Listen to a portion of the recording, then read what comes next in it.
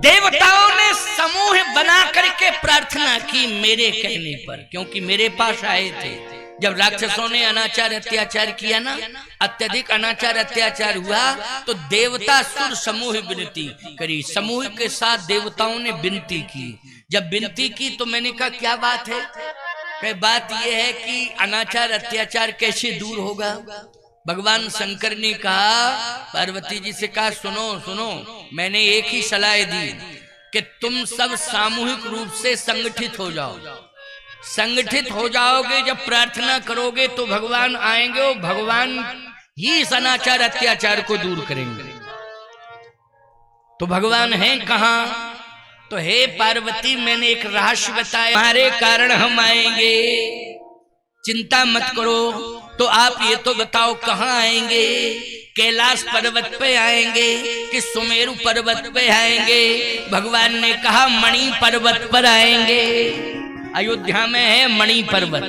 कौन सा पर्वत है? मणि। अयोध्या किस पर्वत के ऊपर बसी है? याद रखना, मणि पर्वत के ऊपर। अयोध्या बोलो किस पर्वत के ऊपर बसी है? मणि पर्वत के ऊपर बसी है। मैं मणि पर्वत पर आऊंगा। मणि पर्वत पर, हाँ, मणि पर्वत पर एक राजधानी है, अवध राजधानी। कौन सी राजधानी? अवध राजधानी। मैं अवध में ही जन्म लूंगा। किसके यहाँ? ते दशरथ कौशल्या रूपा, कौशलपुरी प्रगट नर भूपा, तिनके ग्रह अवतरी हूँ जाई, रघुकुल तिलक सुचारो भाई। हम मणि पर्वत पर जहाँ अयोध्या बसी है उस राजधानी में जन्म लेंगे। वहाँ के राजा महाराज दशरथ हैं, चक्रवर्ती सम्राट महाराज दशरथ हैं, वहाँ की महारानी कौशल्या हैं, इसलिए मैं उन्हीं के यहाँ जन्म लूंगा, उन्हीं के यहाँ जन्म लूंगा। एक बात आपको बताएं, मणि पर्वत पर क्यों जन्म ले रहे हैं? बड़े बड़े पर्वत हैं, क्यों भाई? कैलाश पर्वत, हिमालय पर्वत, सुमेरु पर्वत, लेकिन ये मणि पर्वत क्या है? बोले राम भगत मणि उर्वश जाके, दुख लवलेश न सपने ताके, राम भगत मणि। याद रखना, जिसके घर में राम भक्ति रूपी मणि होगी उसी के घर में परमात्मा का अवतरण होगा प्यारे। इसलिए राम भक्ति रूपी मणि घर घर में होनी चाहिए। तुम्हारे घर में भी राम भक्ति रूपी मणि होनी चाहिए। इसलिए मणि पर्वत पर भगवान ने अवतार लिया है। अयोध्या बसी है ना मणि पर्वत पर। और सुनो आगे की बात, सरजू के किनारे एक सुंदर महल बना हुआ है। उस महल में हो क्या रहा है, इस पर हमें विचार करना। तुम्हारे घर घर में, क्योंकि आजकल तो प्रजातंत्र में सब राजा हो गए, प्रजातंत्र में सब राजा हो गए। अच्छा, जब सब राजा हैं तो सबके घर महल हो गए कि नहीं? राजा कहाँ रहता है? महल में रहता है। अरे झोपड़ी में भी कोई रह रहा है तो कहता हम इसके राजा हैं, ये हमारी झोपड़ी, हम इसके राजा हैं, क्योंकि स्वतंत्र भारत है ना, सब राजा हैं, घर घर में राजा है, घर घर महल है। लेकिन घर घर अगर महल है तो फिर राम कैसे आएंगे उसमें? राम के आने का क्या उपाय है? राम के आने का उपाय मैं बता रहा हूं। कौशल्यादि नार प्रिय सब आचरण पुनीत। घर घर का आचरण पवित्र होना चाहिए, और केवल एक के लिए नहीं कहा, पति पत्नी दोनों का आचरण पवित्र होना चाहिए। कौशल्यादि नार प्रिय सब आचरण पुनीत, पति अनुकूल प्रेम दृढ़, हरिपद कमल विनीत। कौशल्यादि मानी कौशल्या, कैकेयी, सुमित्रा, ये तीन पट्टाभिषक्ता महारानी है। कौन है? तीन है, कौशल्या, कैकेयी और सुमित्रा। ये पटरानी है, पटरानी, पट्टाभिषक्ता, तीन रानियां। ये क्या करती हैं? बोले आपस में प्रेम करती हैं। मैं एक बात कहता हूं, परिवार में अगर भाई हैं आपके, 1 2 4 भाई जो भी हैं, जितनी महिलाएं हैं परिवार में, बोलो आपस में प्रेम होना चाहिए कि नहीं होना चाहिए? ऐसा नहीं होना चाहिए कि जिठानी में देवरानी में विरोधाभास हो। वो कहे मैं जिठानी हूं, वो कहे मैं देवरानी हूं। रानी दोनों है, जिठानी और देवरानी। जिठानी में तो रानी लगा ही नहीं, देवरानी उसमें तो रानी लगा है। क्यों भाई? महिमा तो उसकी बड़ी है ये। लेकिन तनाव, इतना बड़ा तनाव होता है कि एक साथ एक रसोई के अंदर भोजन नहीं बनाना चाहिए, अलग अलग रसोड़ा होना चाहिए। ये भी एक सबसे बड़ी भूल है। देखो एक रसोड़े का भोजन पाके तो देखो उसमें कितना स्वाद है, उसमें प्रेम का स्वाद है। बोलो भाई है कि नहीं? व्यंजन तो वही है, बनाने के तरीके भी वही हैं, लेकिन उसमें पड़ क्या जाता है? एक रसोड़े में जो व्यंजन तैयार होते हैं उनमें प्रेम पड़ जाता है। क्या पड़ जाता है? प्रेम। और बोलो प्रेम सबसे ज्यादा ताकत देता है। सबसे ज्यादा ताकत किसके द्वारा मिलती है? प्रेम के द्वारा मिलती है। इसलिए प्रेम करना सीखो आपस में। महिलाएं जितनी घर के अंदर रहें वो आपस में प्रेम करें। जितने भी भाई बंधु परिवार में हैं आपस में प्रेम करें, तब तुम्हारा घर अयोध्या बनेगा। तब तुम्हारे घर में कौन आएंगे? राम आएंगे, पुत्र होगा, लेकिन राम के संस्कारों को लेकर के पैदा होगा। बोलो पुत्र होगा, लेकिन किसके संस्कारों को लेकर के पैदा होगा? राम के संस्कारों को लेकर के पैदा होगा पुत्र। और यदि आपस में प्रेम नहीं हुआ, रोज लड़ना झगड़ना विरोध की बातें हुई, तो पुत्र तो होगा लेकिन रावण के संस्कार लेकर के पैदा होगा। वो रावण की वसीयत लेकर के आएगा और दिखाएगा ये पावर रावण ने हमको दिए हैं। देखो ये देखो, ये वसीयत लेकर के रावण मरा, मेरे नाम वसीयत लिख के चला गया, और देखो मैं लेके आ रहा हूं। और जिंदगी भर रोगे। क्यों रोगे कि नहीं? बेटा अगर नालायक निकल गया तो क्या कहोगे? इससे अच्छा तो होता ही नहीं, तो ही ठीक थे महाराज। बड़ी परेशानी है। इसलिए मैं कहना चाहता हूं कि अयोध्या में क्या हो रहा है उस महल के अंदर, वही तुम्हारे घर घर के अंदर होना चाहिए। जो अयोध्या के राजमहलों में हो रहा है वही तुम्हारे घर के अंदर होना चाहिए। निश्चित रूप से तुम्हारी संतति में राम और कृष्ण के संस्कार रहेंगे, सीता सावित्री मदालसा के संस्कार बेटियों में रहेंगे। करके तो देखो। कौशल्यादि नारी प्रिय सब आचरण पुनीत,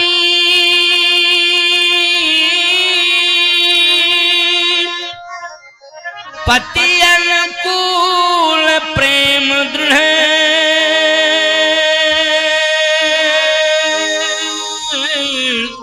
हरि पद कमल विनीत।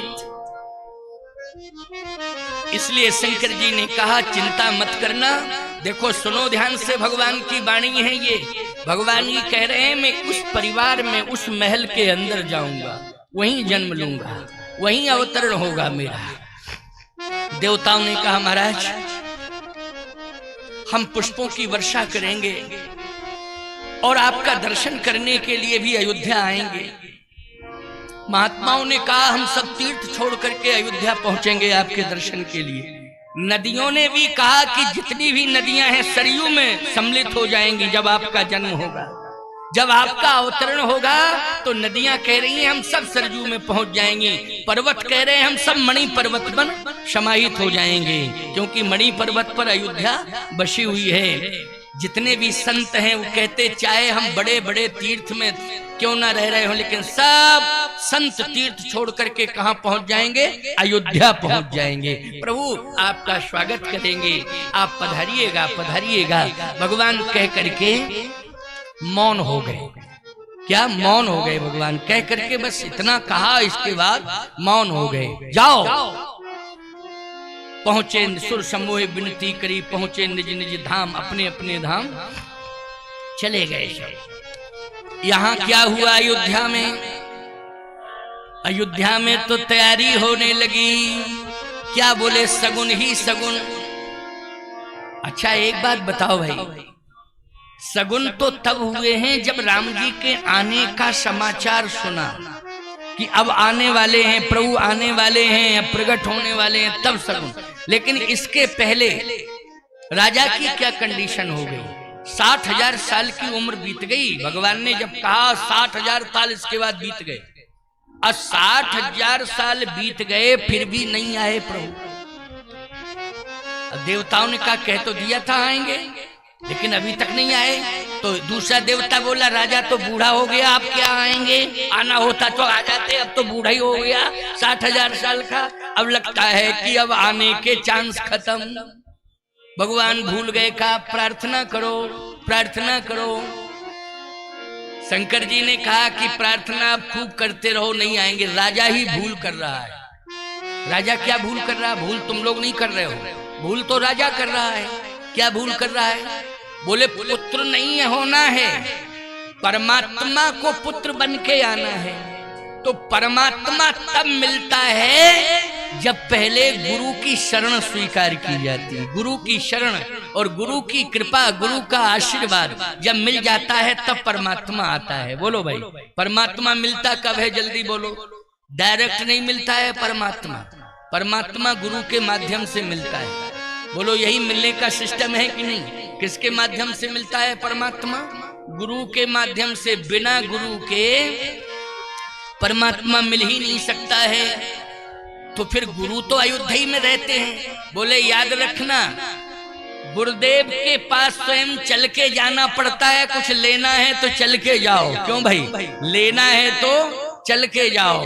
तुम लोग भी चल के आए हो, भले ही मोटरें भेजी गई, बसें भेजी गई, गांव गांव में बसें भेजी गई, लेकिन फिर भी तुम घर से चल के आए, बस में बैठे, और फिर बस थोड़ा दूर खड़ी हो गई, फिर तुम चल के आए। क्यों भाई, आए चल के कि नहीं, क्योंकि गेट इस तरह का बनाया गया कि छोटी गाड़ियां तो आ सकती, बस नहीं घुस सकती है।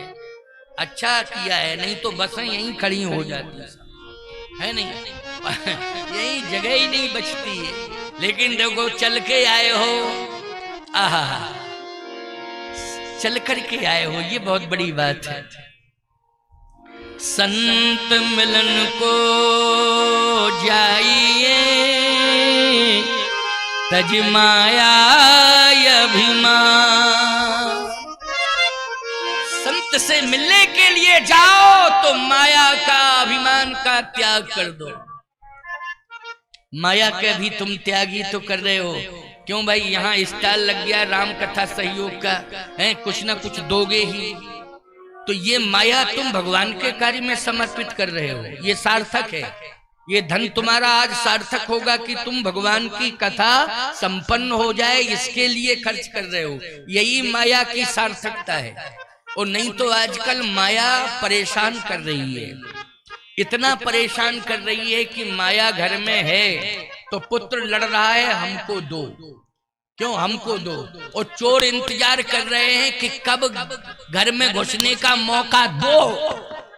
चोर भी इंतजार कर रहे हैं कि कब हमें अपने घर में घुसने का मौका दो, वो भी इंतजार कर रहे हैं। थोड़ी सी सावधानी हटती है तो बोलो चोरी चवारी हो जाती है कि नहीं, चोरी हो जाती, लूट खसोट न जाने क्या क्या कंडीशनें हो जाती हैं।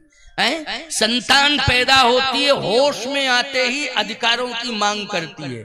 जब तक होश नहीं रहता तब तक कुछ नहीं, होश आया तो अधिकार हमारा, अधिकार हमको दो। अच्छा बोलो भाई, कर्तव्य से अधिकार मिलता है कि दबाव से मिलता है, सोचो जरा। कर्तव्य से अधिकार मिलता है, दबाव से नहीं मिलता है। कर्तव्य करोगे अधिकार अपने आप मिल जाएगा। लेकिन ये माया इतनी विचित्र है कि न जाने कितनी परेशानियां इस माया के कारण पैदा हो रही हैं। लेकिन आज माया भगवान के कार्य में सम्मिलित हो जाएगी। तुम अपनी माया को राम कथा की संपन्नता में दे दोगे तो यही माया कौन माया हो जाएगी, जगदीश माया जानकी, जो सृजत जग पालित हरत रुख पाए कृपा निधान की। ये माया भगवान की माया हो जाएगी। भगवान की माया का मतलब है सीता। और बोलो भैया सीता, अगर तुम्हारा धन सीता बन गया, तुम्हारा धन लक्ष्मी बन गया, तो ईमानदारी के साथ बताओ नारायण तुम्हें मिल जाएंगे कि नहीं मिल जाएंगे? निश्चित रूप से मिलेंगे। सीता बनेगा धन तो राम मिलेंगे, और लक्ष्मी बनेगा धन तो नारायण मिलेंगे, भगवान विष्णु मिलेंगे। इसलिए भगवान ही मिलेंगे। कुल मिलाकर के सारांश यह है कि मिलेंगे कौन? बोले भगवान मिलेंगे।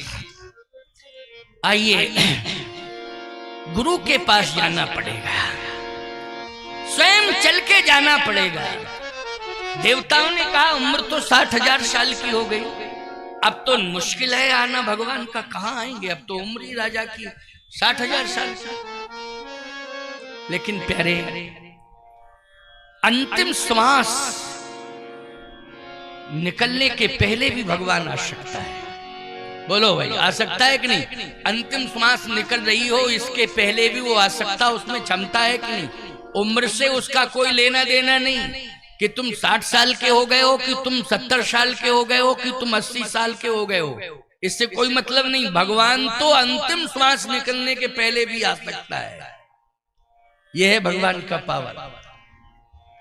कुछ देवताओं ने कहा कि उम्र मत देखो, भगवान आएगा, विश्वास करो। का बिना गुरु के, एक देवता बोला बिना गुरु के आ ही नहीं सकता भगवान, गुरु के शरण में जाना पड़ेगा। तब गोस्वामी जी कह रहे हैं, एक बार भूपति मन माही, ओ भई गलानी मोरे सुतनाही, गुरु ग्रही गया तुरत मही पाला, चरण लागी कर विनय विशाला। 60,000 साल की उम्र में आंखों में आंसू आ रहे हैं और गुरु की शरण में जा रहे हैं। गुरुदेव के पास पहुंचे, साष्टांग प्रणाम किया। जैसे साष्टांग प्रणाम किया, गुरुदेव ने कहा रो रहे हो? इतने धैर्यवान होने के बाद भी आज धैर्य तोड़ रहे हो? बंद करो रोना। महाराज, समस्या बढ़ती जा रही है, आंसू कैसे रुकेंगे? समस्या जब बढ़ती है तो आंसू ज्यादा निकलते हैं कि कम हो जाते हैं? जल्दी बोलो। समस्या बढ़ने पर तो और बढ़ जाते हैं आंसू। क्या समस्या बढ़ रही है? समस्या बताओ पहले, समस्या क्या है? समस्या सबसे बड़ी है कि अयोध्या का उत्तराधिकारी कौन? क्यों भाई, ये समस्या है। राजतंत्र में उत्तराधिकारी की जरूरत पड़ती है कि नहीं पड़ती है? एक बात आपको बताएं, प्रजातंत्र में आप उत्तराधिकारिता अपने पुत्र को भी दे सकते हैं, अर्थात आप जिससे प्रभावित हैं उसे भी दे सकते हैं। लेकिन राजतंत्र की परंपरा में असली उत्तराधिकारी तो राजा का बेटा ही होता है। बोलो, होता है कि नहीं? यदि नहीं है संतान तो विकल्प चुना जाए, अलग बात है। लेकिन यदि है संतान तो पुत्र ही होगा। और दूसरे का बेटा हमने उत्तराधिकारी बना लिया, लेकिन यह आवश्यक नहीं है कि मेरे पद चिन्हों पर चले, क्योंकि मेरा ब्लेड नहीं है। लेकिन मेरा ब्लेड होगा तो निश्चित है, हमें विश्वास है कि 60% तो कहीं ना कहीं हमारे संस्कारों से संस्कारित रहेगा। बोलो, रहेगा कि नहीं रहेगा? 60% तो रहेगा ही रहेगा, 100 की बात नहीं कर रहा हूं। और पिंड क्रिया में सबसे बड़ा सहयोगी बनता है। बोलो, बनता है कि नहीं? पिंडदान में हमारे यहाँ वैदिक कर्म कांड में, बोलो भाई, पिंड क्रिया किसके द्वारा होती है? जल्दी बोलो। पुत्र के द्वारा। मोक्ष के लिए ये बहुत बड़ा उपाय है। लेकिन एक बात आपको और बता देना चाहता हूं भैया, अगर संतान नहीं हुई है, संतान हो तो संस्कारी हो, नहीं तो बिना संतान के ही रहना। और फिर यदि समर्पित होना है तो संसार वालों के प्रति मत समर्पित होना, पूरा जीवन और संपत्ति भगवान के चरणों में समर्पित कर देना। मैं आपको सही उपाय बता रहा हूं। किसके चरणों में? पूरी संपत्ति और पूरा जीवन किसको दे देना? भगवान को। तुदीय वस्तु गोविंदम तुभ्यमेव समर्पये। हे प्रभु, आपने मुझे भेजा, आपके द्वारा दिया हुआ है, अब मैं आपको ही समर्पित कर रहा हूं। तो बोलो, तारने में जितना पुत्र काम नहीं करेगा उतना परमात्मा करेगा। जल्दी बोलो, सबसे बड़ा पावर तारने में किसका है? चाहे जितना बेटा पिंड देता रहे, तुम्हारे कर्म अच्छे नहीं है तो पिंड देने से क्या होता है, जब तुम्हारे कर्म ही अच्छे नहीं है, याद रखना। लेकिन परमात्मा चाहे तो अजामिल जैसे पापी को भी तार सकता है। बोलो, भागवत की कथा सुनते हो कि नहीं सुनते हो? अजामिल जैसे पापी को भी तार सकता है कि नहीं तार सकता है? कौन? परमात्मा। क्योंकि परमात्मा के नाम में ये ताकत है कि अजामिल तर गया। एक बार का नारायण बेटे को बुलाया था, लेकिन बेटा तो नहीं आया, लेकिन नारायण के पार्षद आ गए। बोलो, आ गए कि नहीं आ गए? और रक्षा कर ली। तो कहने का तात्पर्य मेरा ये है कि पुत्र हो तो परमात्मा से कहना, भेजना उसी को जो संस्कारी हो, मत भेजना नहीं तो। आचारहीन न पुनन्ति वेदः।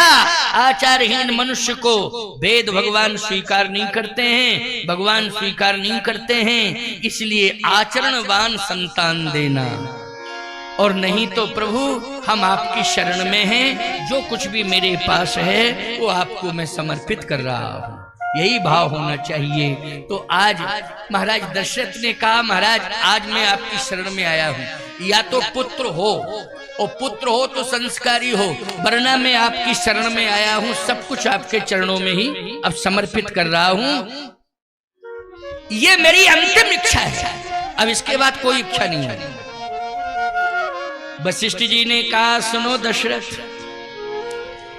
ना तो धन की मुझे आवश्यकता है, मैं भी तुम्हारे यहाँ पुरोहित कर्म कर रहा हूं तो उसी परमात्मा की प्राप्ति के लिए कर रहा हूं, तुम्हारे धनवन के लिए नहीं कर रहा हूं। किसके लिए कर रहा हूं? उसी ईश्वर का इंतजार मैं भी कर रहा हूं।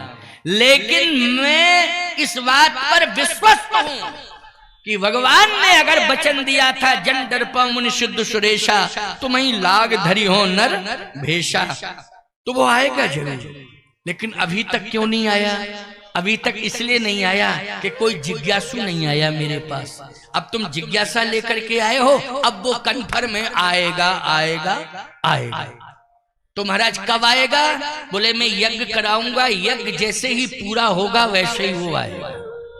क्योंकि सांसारिक विधि से वो नहीं आता है, परमात्मा यज्ञ की विधि से आता है। अच्छा एक बात बताओ, ये राम कथा यज्ञ, ये ज्ञान यज्ञ हो रहा है, ये भी यज्ञ ही है। बोलो, कौन सा यज्ञ है? ये ज्ञान यज्ञ है, ये ज्ञान यज्ञ हो रहा है। यज्ञ, ज्ञान यज्ञ में आज राम कथा प्रकट हो गई।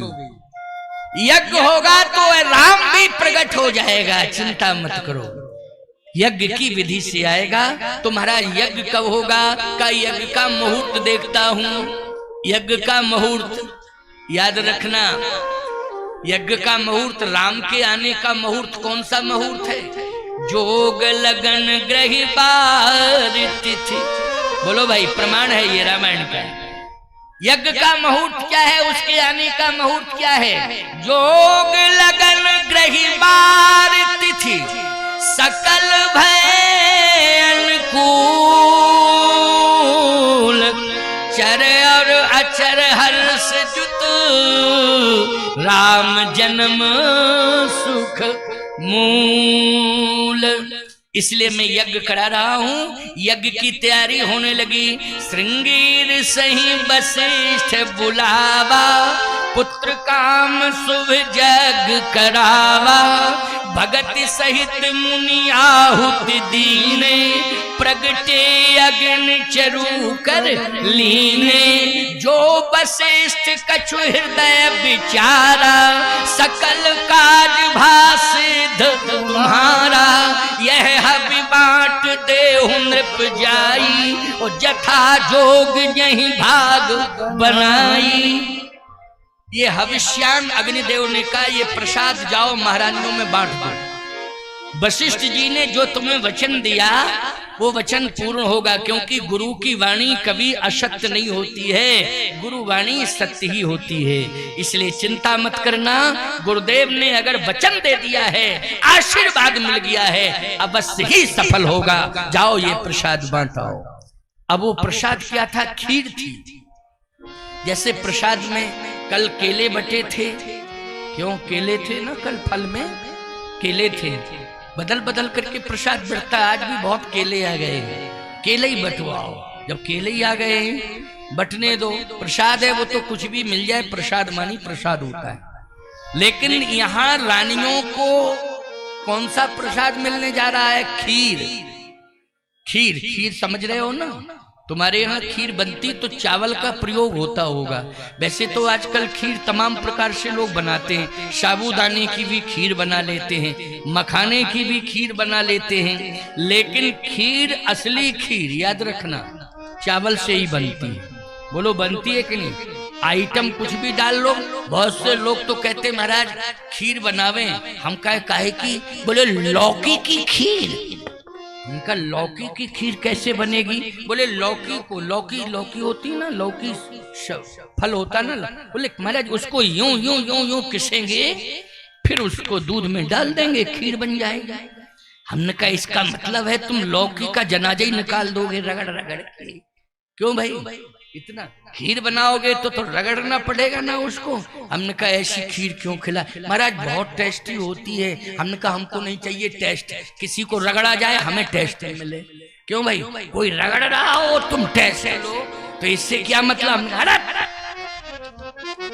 चावल की खीर खाएंगे, उसमें कुछ भी डाल दो, मखाना डाल दो, किशमिश डाल दो, काजू डाल दो।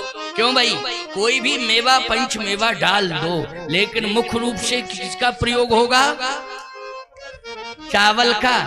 दूसरा सहयोगी कौन होगा? दूध। बिना दूध के बोलो खीर बनेगी क्या? दूध, ये दूसरा सहयोगी। और तीसरा सहयोगी कौन होता है? याद रखना, शर्करा, खांड, शक्कर जिसको कहते हैं, शर्करा। बोलो जब वो भी डालना पड़ता, तीन तत्व उसमें डल जाते हैं तो खीर पूर्ण बन जाती है। फिर काजू, किशमिश, बादाम, चाहे कुछ तुम डालते रहो उसमें, लेकिन चावल, दूध और शक्कर, ये तीन चीजें डालोगे तभी खीर बनेगी। वही खीर आई हाथ में, अग्निदेव ने दिया प्रसाद। अग्निदेव ने ये खीर वाला प्रसाद क्यों दिया? अब इस पर चर्चा हो रही है, सुनते जाओ। बड़ा सुंदर भाव है।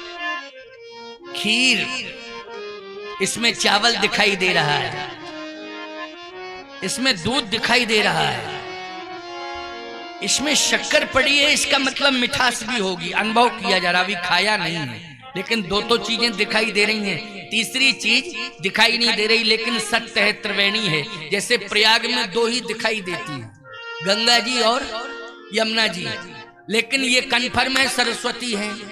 बोलो है सरस्वती की नहीं? दिखाई देती है क्या? लेकिन अनुभव करते हो कि नहीं करते हो? और सरस्वती का अनुभव जब हो जाता है तभी त्रिवेणी संगम प्रयाग माना जाता है। वैसे खीर में चावल दिखाई देता है, दूध दिखाई देता है, लेकिन शक्कर दिखाई नहीं देती, उसमें घुल जाती है वो। लेकिन बोलो अनुभव हो जाता खाने के पहले कि नहीं, किसमें? शक्कर। अच्छा, वो शक्कर नहीं डालोगे तो लोग कहेंगे ये खीर नहीं है, ये तो भात, दूध भात, ये खीर वीर नहीं, ये तो दूध भात है। क्यों यही कहोगे कि नहीं? ये दूध भात है, ये खीर वीर नहीं है, इसमें शक्कर नहीं पड़ी है, काहे की खीर है? इसलिए खीर डाली, ये दूध, चीनी डाली जाएगी, शक्कर डाली जाएगी, उसको पुरानी भाषा में खांड कहते थे। ये डाला जाएगा तभी वो खीर बनेगी। लेकिन अग्निदेव ने जैसे ही दिया, कहे लो प्रसाद। दशरथ जी ने कहा महाराज ये तो खीर है। कहे खीर है लेकिन है प्रसादी। तो ये खीर वाला प्रसादी क्यों आया? इसलिए आया है खीर वाला प्रसाद क्योंकि इसमें, इस प्रसाद में तीन तत्व हैं। तीन तत्व हैं। कौन कौन है? कर्म तत्व है, ज्ञान तत्व है और भक्ति तत्व है। उपासना तत्व जिसको कहते हैं। अब अर्थ बहुत बढ़िया है, तुम्हें तो सुनना है, मैं सुना रहा हूं और तुम्हें सुनना है। बोले कर्म तत्व कहाँ है? वशिष्ठ जी ने कहा ये चावल कर्म तत्व है, कर्म का प्रतीक है चावल। अच्छा बोलो, धान से चावल बनता कि नहीं बनता? किससे बनता है चावल? धान से। धान कृषि निरावह चतुर किसाना का वर्षा जब कृषि सुखाने समय चूक पुनिका पछताने सूखत धान पराजन पानी। तमाम प्रमाण हैं, बोलो भाई हैं प्रमाण कि नहीं? धान से चावल बनता है और धान बोलो कर्म से ही पैदा होता है कि नहीं? बिना कर्म के धान होगा नहीं होगा। तो कौन सा तत्व है बोलो भाई चावल में? कर्म तत्व है का ये कर्म। दूध पड़ा है, ये ज्ञान तत्व है। अच्छा, दूध कि क्यों पिलाया जाता है? बुद्धि वर्धक होता है इसलिए पिलाया जाता है। जब बच्चा जन्म लेता है तो माँ बुद्धि बढ़ाने के लिए दूध पिलाती है, वो स्नेह धारा है। माँ का दूध स्नेह धारा है। असली दूध तो गाय का दूध है, वो दूध भी है, वो अमृत भी है। क्या है? अमृत है।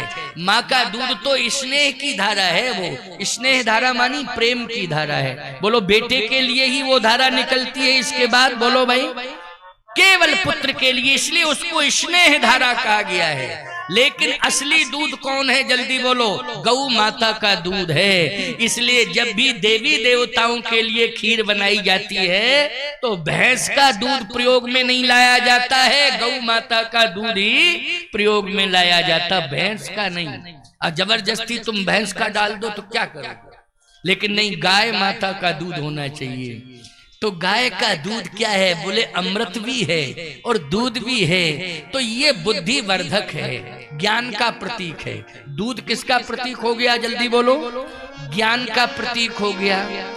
अच्छा, जो शक्कर की मिठास है, शर्करा की मिठास, अच्छा ये मिठास बोलो ये भक्ति की मिठास है कि नहीं?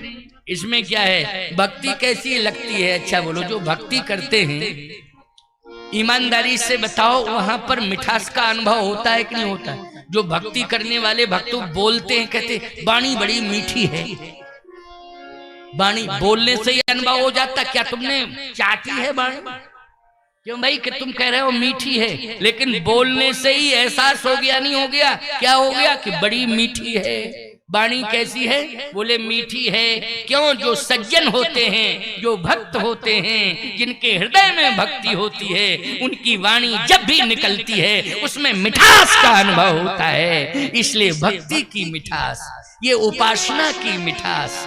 अच्छा बोलो भैया, एक एक शब्द जो भी इस मंच से निकल रहा है कर्ण प्रिय है कि नहीं? बोलो, मिठास का अनुभव कर रहे हो कि नहीं कर रहे हो? मिठास का अनुभव बहुत अच्छा, तभी तो घंटों बैठे हो। नहीं, आज के जमाने में कोई किसी की सुनना चाहता है क्या?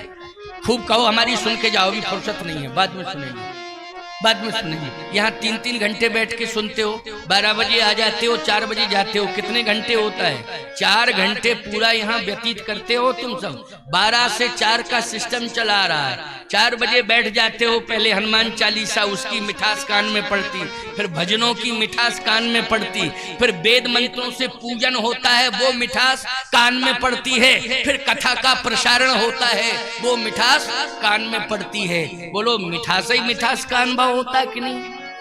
ये 3 मार्ग हैं भगवान के आने के लिए। कौन कौन? बोले कर्म मार्ग, ज्ञान मार्ग और भक्ति मार्ग। इन 3 मार्गों का जब निर्माण हो जाएगा तो भगवान आएगा। समझ रहे हो कि नहीं? भगवान को बुलाने के लिए ये पीडब्ल्यूडी की सड़क नहीं है पर्याप्त। समझ रहे हो कि नहीं? ये जो सड़कें बनी हैं, इन सड़कों के माध्यम से नहीं आएगा वो। ये तुम्हारी कार, मोटर कारें, इन वाहनों में बैठ के वो नहीं आएगा। याद रखना, एक्टर, हेलीकॉप्टर इसमें बैठ के नहीं आएगा। वो परमात्मा तो कर्म मार्ग, ज्ञान मार्ग और उपासना मार्ग, इन 3 मार्गों का जब निर्माण करोगे तब आएगा। और बोलो यहाँ तीनों मार्गों का निर्माण हो गया है। कैसे हुआ है? कर्म मार्ग, ये जो रचना दिखाई दे रही है, वो रचना में कर्म का सहयोग हुआ है कि नहीं हुआ है? बोलो भाई। और दूसरी बात, कर्म का तात्पर्य इस कार्यक्रम को सफल कराने के लिए तुम धन दे रहे हो कि नहीं दे रहे हो? तो धन लाए कहां से हो? कर्म किया है तब धन आया है। बोलो, क्या पानी बरसा था उसके साथ सिक्के टपके? नोट बरसे, पानी बादलों में बरसाए क्या नोट? तुमने मेहनत की, कर्म, चाहे व्यापार किया हो, चाहे किसानी, खेती, खलियानी की हो, बोलो भाई, उसी से तुम्हें मिला धन कि नहीं मिला? ये कर्म के द्वारा तुम्हें धन मिला है, तब ये आयोजन सफल हो रहा है। दूसरा, प्रसारण किसका चल रहा है?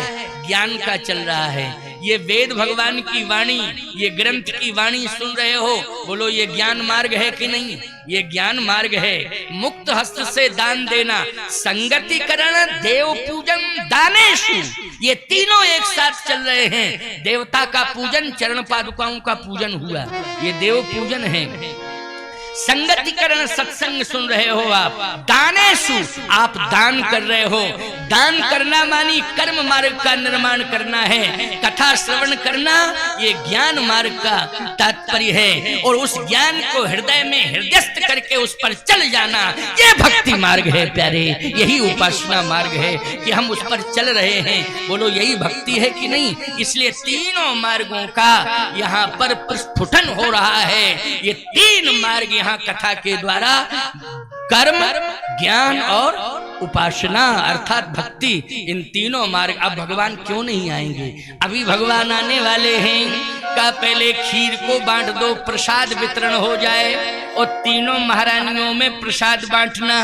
जब तीनों महारानियों में प्रसाद बांटा गया और तीनों महारानियों ने जब यज्ञ का प्रसाद ग्रहण किया, आहा, अब क्या हो रहा है? गोस्वामी जी कहते हैं, महाराज दशरथ जैसे ही जाते हैं तो तीनों महारानियां खड़ी हैं, हाथ में प्रसाद है, और प्रसाद लेकर के जैसे ही पहुंचे तो अर्ध भाग कौशल्य ही दीन्हा,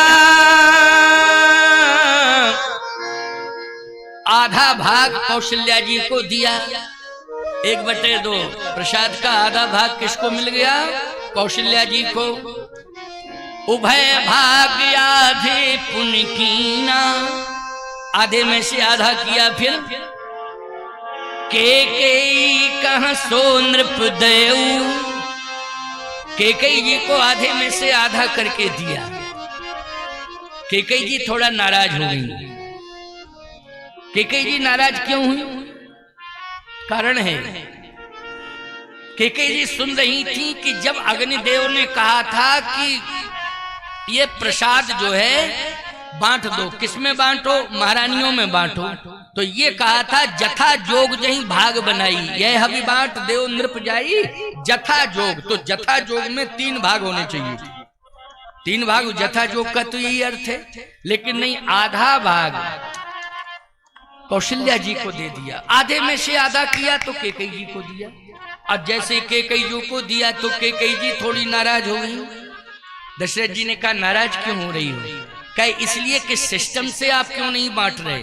बड़ी दीदी थी तो पहले तो उन्हें मिलना चाहिए था, मैं मझली हूं इसलिए बाद में मुझे मिलना चाहिए था, लेकिन आपने सिस्टम फेल क्यों किया? जब जथा जोग के 3 भाग होने चाहिए तो आपने 1/2 ही क्यों किए? आधा दे दिया बड़ी दीदी को, फिर 1/2 आधे में से आधा किया, वो मुझे दिया। आखिर ये विभाजन में भ्रांति कैसी? इस विभाजन में भ्रम पैदा क्यों किया आपने? इसका उत्तर मैं चाह रही हूं, आप उत्तर दो कि आपने भ्रम क्यों किया? ये भ्रम डाल दिया। अच्छा, भ्रम डालना है कि नहीं? ये भ्रम डल गया। दशरथ जी ने कहा, भ्रम नहीं डाला मैंने। फिर और प्रेरक जैसी प्रेरणा भगवान की हुई है वैसा मैंने कार्य किया। प्रेरणा क्या हुई है? बोले जैसी प्रेरणा हुई वैसा मैंने कर दिया।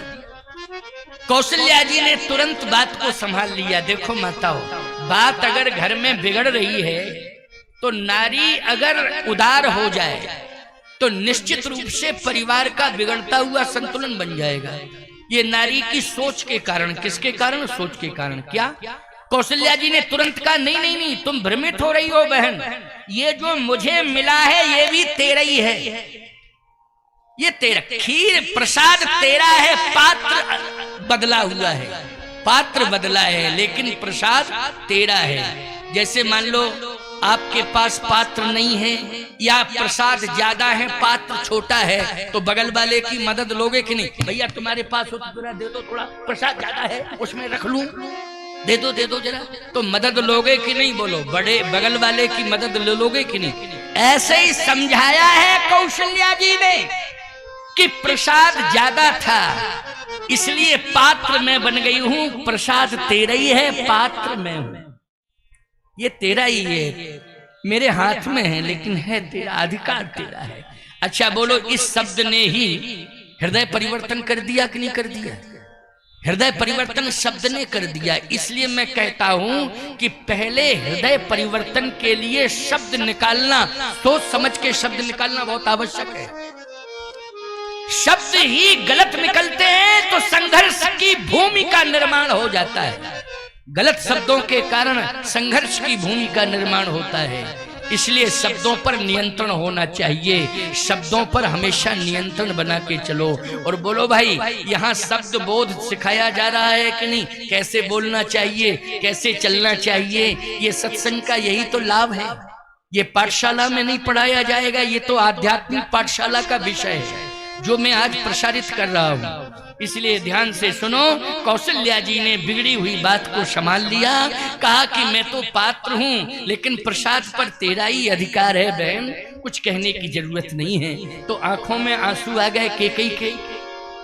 कहा कि ठीक है मुझे तो मिल भी रहा है, लेकिन सुमित्रा तो, बहन सुमित्रा तो उदास खड़ी हैं, इनको क्या मिला? याद रखना, केकई जी ने ही कहा, बहन हम दोनों मिलकर के इनको दें। बोलो, बिगड़ी हुई बात बन गई कि नहीं बन गई? हम दोनों मिलकर बहन को दें। किसको? सुमित्रा को।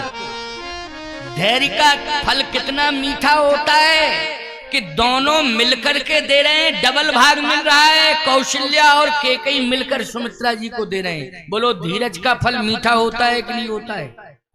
मैं एक बात कहना चाहता हूं, जमीन जायदाद, घर के धन जमीन जायदाद पर मत विचार करना, न सोचना माताओं। बच्चे को सुंदर संस्कार मिल जाए और सुंदर संस्कारों के कारण वो इतने ऊंचे पद पर पहुंचेगा कि लक्ष्मी बरसती रहेगी, लक्ष्मी बरसती रहेगी। तुम्हें देने की जरूरत ही नहीं पड़ेगी, तुम्हें देने की जरूरत नहीं पड़ेगी, लक्ष्मी अपने आप बरसात करेगी, धन बरसेगा। लेकिन क्या?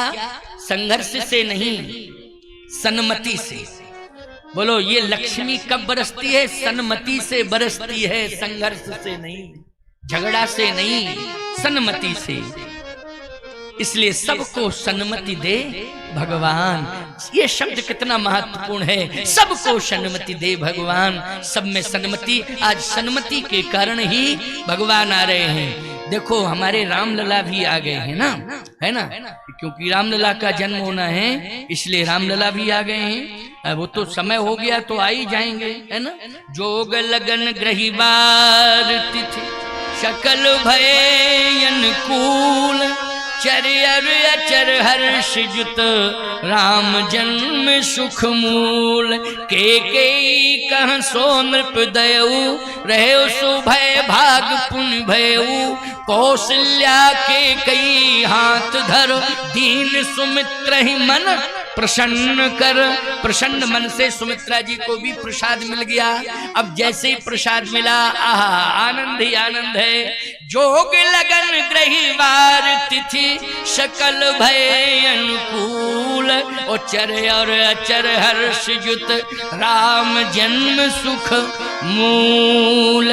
भगवान के आने का समय आ गया है। अब तो मैं यही चाहूंगा कि रामलला को मंच पर बुलाओ, है ना, और राम जी के बुलाने से यहाँ पर रामचरितमानस ग्रंथ का पूजन हो जाएगा। और फिर बंदा हूँ बाल रूप सोई रामू, बालक भी परमात्मा का ही स्वरूप होता है, छोटा सा बालक। इसलिए क्योंकि बालक जो है दोषों से दूर रहता है। क्या दोष आते? बालक में कोई दोष होते नहीं है, इसलिए भगवान का स्वरूप होता है स्वागतम रामा, हरि स्वागतम रामा, स्वागतम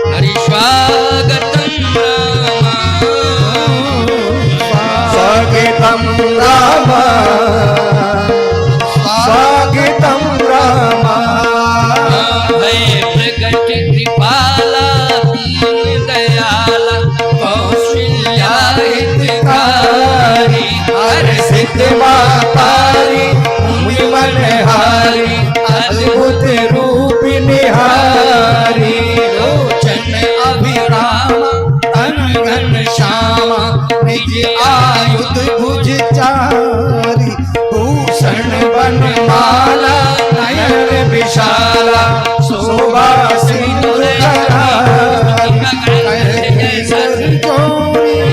स्तुति तोरी विधि करो अनंता माया गुण ज्ञाना ईते अमाना वेद पुराण बनता गंगा सुख सागर सब गुण आगर